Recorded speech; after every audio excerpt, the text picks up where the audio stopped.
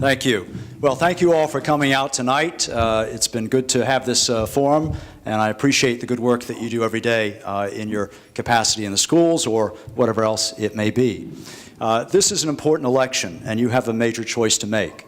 We can go backwards, we can idle, or we can move forwards and get our competitive edge back in Montgomery County. Montgomery County is a great county. That's why we live here. But we do face challenges, and we need a combination of approach of more fiscal responsibility and a continuation of progressive leadership. And that's what I have done for 16 years on the county council, and that's what I would bring to the county executive's office. I've led numerous battles on the county council for progressive reform. I wrote the living wage law back in 2002, which was a major battle. Wrote the smoke-free restaurant law, which was a huge battle at the time. Led the effort that reformed our disability retirement system, which was abused. We had 60% of police officers retiring on disability. Wrote the law that made our county a model employer for people with disabilities so that we can say to the private sector, you need to do this too.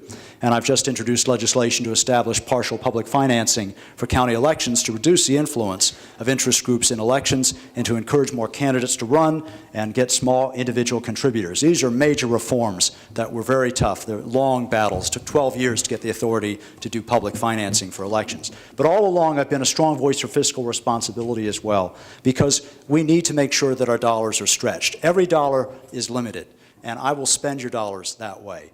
We have tough choices to make. We can't do everything. We have to choose. Education has always been the county's top priority, along with public safety, and that's the way it will continue to be. But the county executive has to make the tough calls to balance the budget for the long term. We have to be sustainable. We have increasing costs coming at us from Annapolis because of bad decisions by the General Assembly, like the pension shift, like the extreme maintenance of effort law that can tie our hands. And I want to change that law because I do want to make investments in the school system that address the achievement gap, that address class size. And we used to be way above the maintenance of effort law for years. And then the legislature changed the law in a way that made no sense for Montgomery County. We need to get that change back.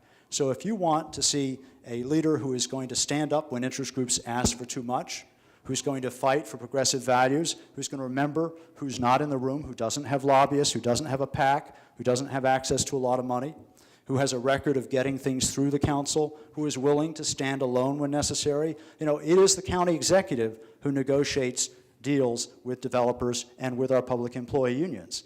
He's the person, she's the person that does that. Do you want that person funded by the person they're negotiating with or not? I'm the only candidate running, at least on the Democratic side, who doesn't accept campaign funds from the groups that the county executive negotiates with. Who are you going to get a better deal from? Who's going to restore public confidence in that? We need to fix our politics. We need to protect the environment.